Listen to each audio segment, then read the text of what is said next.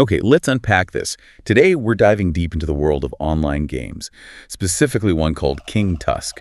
We've gone through a pretty detailed review to figure out, not just what it is, but why it works the way it does, what makes it tick for players. Right. And what's really interesting, I think, is how King Tusk manages this balance. It looks simple on the surface, but there's a lot going on with the design. So our goal today is to pull out those key insights for you, the kind of surprising things about its mechanics and feel that explain why it might really connect with people. Absolutely. And the first thing that hits you is the theme, the visuals.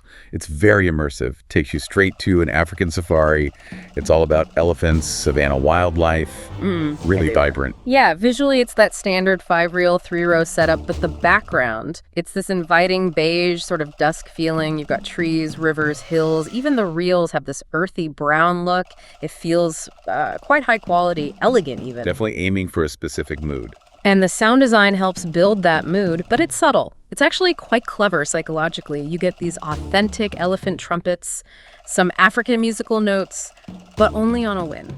So no constant background track. Exactly. It avoids that, audio fatigue you can get. It makes the winds the main sound cue, which really punches up the positive reinforcement, keeps you engaged without being, overwhelmed by noise. Okay, so the presentation is definitely a plus. But let's get into the actual playing. Oh, yeah. How does it feel? Is it easy to get into if you're maybe new to this sort of thing? It seems built for broad appeal, for sure. It's pretty accessible for casual players, beginners too. The gameplay itself is straightforward, user-friendly. It uses 25 fixed paylines, so you don't have to mess with selecting lines. And the symbols, they fit the theme well. Yeah, really detailed. You've got these nice elephant icons, like family scenes, other African animals, and even the standard card symbols, ace, king, queen. They're styled to fit right in with the whole safari look. Yeah. Nice touch. Now, what about the key symbols, the wilds and scatters? How do they work here? So the wild is pretty standard, 3 elephants, clearly marked wild. Does what you expect, substitutes for other symbols to help you make winning lines, except the scatter, of course. Right. But the scatter, that's the King Tusk logo. That's really your key to the more exciting parts of the game. Landing 3 or more triggers the free spins. And those free spin modes sound quite interesting. It's not just one generic bonus round, is it? Not at all. Once you hit those scatters, you actually get to choose, well, not choose, but you get one of 3 different types. Okay, like what? There's Elephants Gone Wild. That means you get expanding wilds during the free spins. They can cover a whole reel. Ooh, nice. Or you might get Stampede.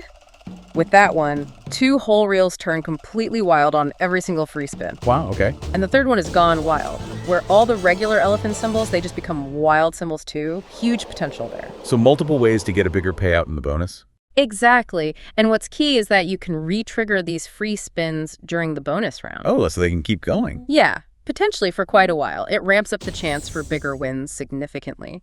Plus, there are also random wild transformations that can happen just in the normal base game, so there's always that little bit of extra excitement. You're not just waiting for the scatters. Okay, that all sounds engaging. But thinking about the overall experience, yeah, what's the sort of risk level? How does it actually feel to play session to session? Well, the source points to its volatility being medium to low. And that's a really important design choice, I think. It means the gameplay feels more balanced, you tend to get wins more often, even if they're smaller amounts. So frustrating than games where you wait forever for a win. Precisely. It creates this steadier stream of positive feedback, keeps you feeling like you're involved, making progress.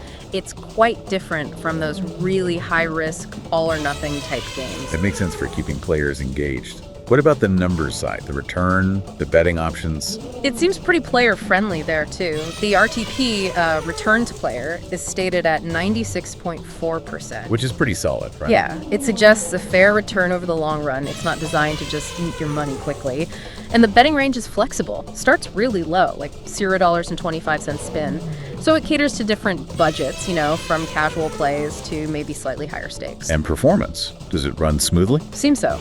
Built on Microgaming's platform, which is generally reliable, runs well on desktop and mobile, and they mention security stuff like 128-bit encryption, which is good for peace of mind.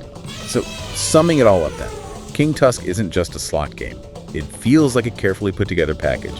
It blends that elegant safari theme with game mechanics that are, well, engaging but also quite balanced. Seems like it offers something for casual players just wanting a nice visual experience, but also for those looking for consistent action. I think that's right. It really stands out by focusing on that consistent positive feedback and the whole immersive design thing. And maybe that brings up a bigger question for you listening.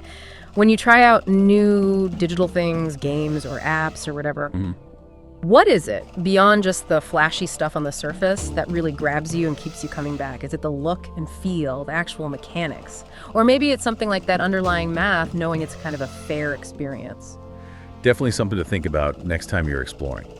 Thanks for diving deep with us today. Until next time, keep exploring, keep learning, and keep asking those big questions.